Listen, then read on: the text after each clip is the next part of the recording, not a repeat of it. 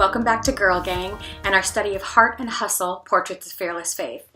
I'm Brandy Cortez Hickson, and I get the pleasure of talking to you tonight about one of my favorite stories in Scripture, even though it's not one of the longest or biggest or most well-known.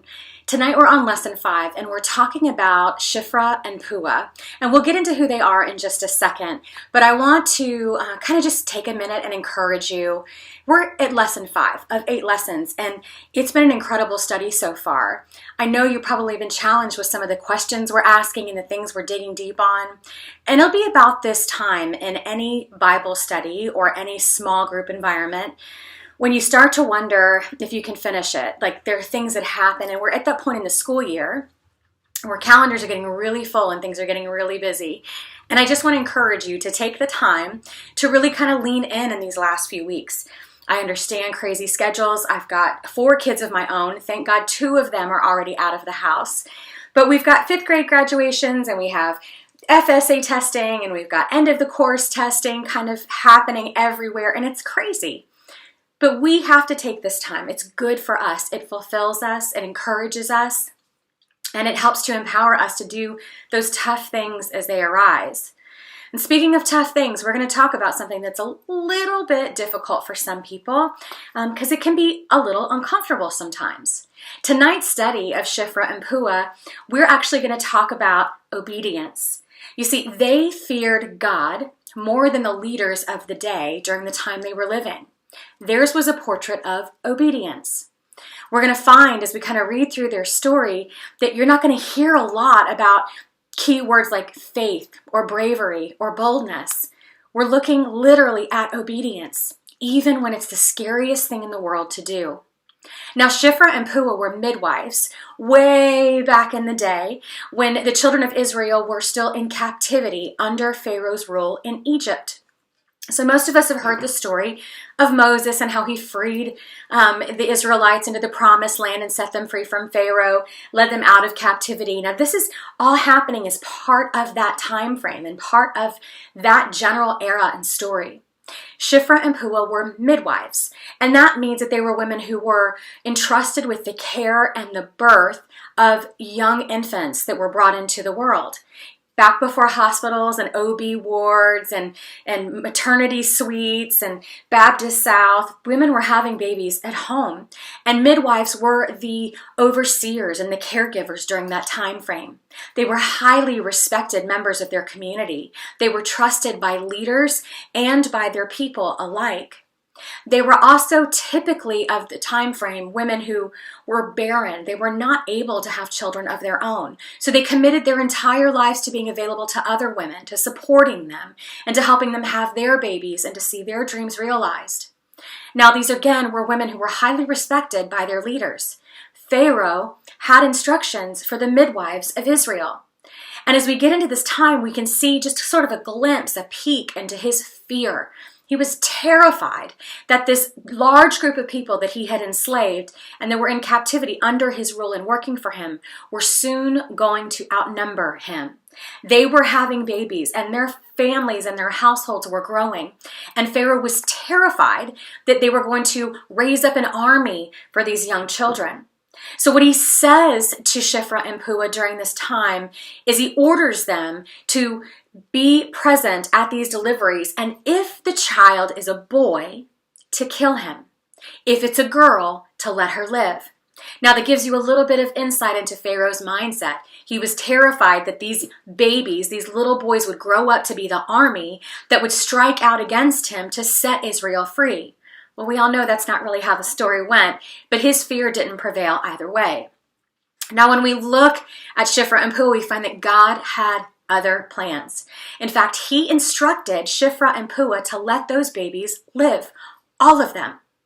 And these midwives had a choice to make. They could adopt a fear of their leader. They could adopt the fear that even he had had. They would worry about their own lives, their own safety, or they could be obedient to God.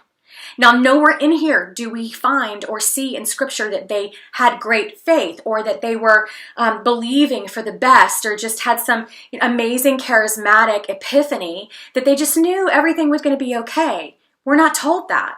What we're told is that they were obedient to God anyway. So as they looked through as they went through this process and delivered these babies, what we find is that they saved every child. And when Pharaoh approaches them and says, why didn't you obey my orders and you let those babies live? Because now he doesn't want to be a murderer. He wanted the blood to be on their hands. So he says, why didn't you do what I asked you to do? And the midwives simply tell him, well, the Hebrew women were just too vigorous. They're too healthy, and they gave birth before we could even get there. So we had nothing to do with it. We couldn't even get in there on time to do what you asked. Because these Hebrew women listened to God's orders, the people continued to increase in their numbers, and God blessed them for their obedience.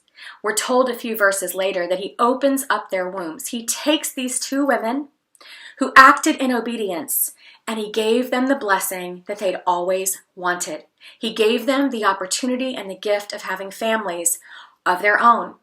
Now, I want you to really pay attention to the details as we kind of get in here. So very often we have our own plan for our lives. We believe and we listen to voices of people we believe have influence because they have a platform.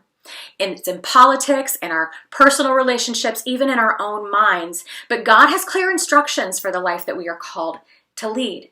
And we're called first to listen and then obey.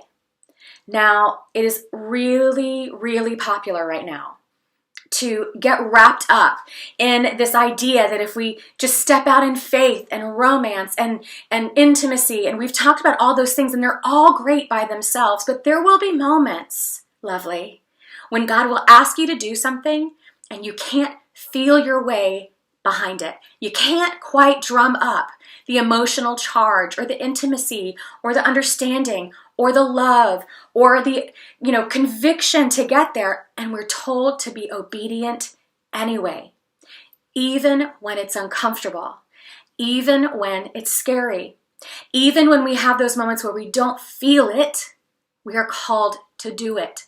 We are called to listen to him and to obey. And in the last few weeks, we have talked a lot about hearing God's voice. We talked about intimacy in our last session and how to really spend time with God so you recognize his voice. Well, Shiphrah and Puah knew God's voice and they decided to obey it. It was a decision. What if they hadn't? What if they had leaned into their fear and given into their earthly leaders' demands? What if they had killed those children? What if they did not ever get to a point where the Hebrews were never delivered from Egypt? We serve a God that has a clear and precise and very unique plan for our lives. We have to be willing, however, to walk in that plan in order to see it fulfilled. We have to know how to obey his voice over all other voices, even when other voices, those worldly voices, are the loudest ones. It can be really hard to stand against what everybody else is saying, to go against the flow, to be not popular, to not have the same sound and the same look and the same tone to our actions and our words and our feelings as the rest of the world, even within the realms of the church. But we're called to trust God and his voice above all others, so that when we hear that voice clearly and others start to fade away, we can verify by looking at his word and reading our Bible and coming to understand his heart. We find his instructions become clearer and clearer in our own life. When Shiphrah and Puah chose to obey God's instructions to save his people, he rewarded them with what they thought was impossible, children of their own.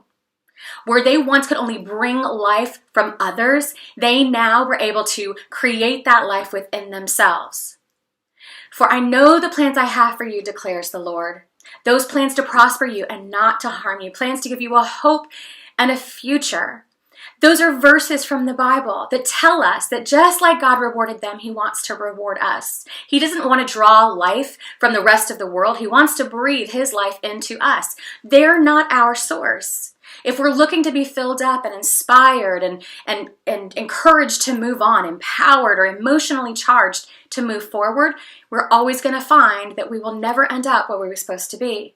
But if we will have obedience, if we will listen to his word, if we will know who he is and what he says, and we will take that bold step to say, even when I don't feel like it, I am going to follow you, we will find that blessing will come, and blessings that are unimaginable, blessings that are very hard for us to fathom, blessings that we could never see with our own eyes or achieve within our own power.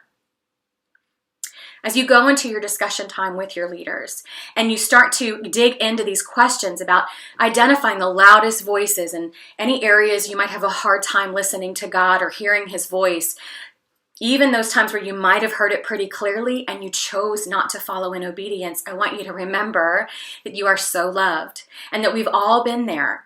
And if you're a mom, you can look at your own kids and remember those moments where you have had to encourage them and teach them that obedience is key to successful and healthy living, that we have to learn to follow those things, those convictions that we have, those words that we write on our heart when we adopt Scripture and we soak it into the very core of who we are. That we're not always going to feel like it, and it's not always going to be easy to understand up front. God will even call you to do things that you can't possibly imagine how he's going to make it work, but he always does. When we are in obedience with God, when we walk in alignment with his heart and his plan for our lives, there is literally no limit to the blessing he can give us. None.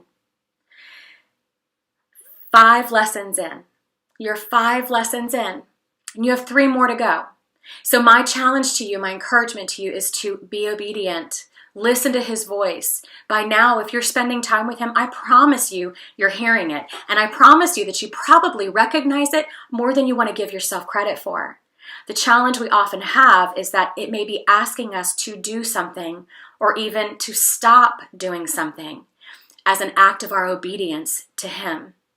We forget sometimes that as beautiful and loving and graceful and merciful as God is, that he is still a holy God who has a holy set-apart plan for your life and mine. We love you, ladies, so much, and we are praying for you and are going to continue to pray for you. So as you go into this discussion time, I encourage you just to take some time and to really be vulnerable, if not with your group, at least with yourself and God. Take the time to go home and answer these questions if you've not already done it. Really dig deep. I promise you will not regret it. We'll see you next time. We love you. We're praying for you. And we are so, so glad to be on this journey with you. Take care now.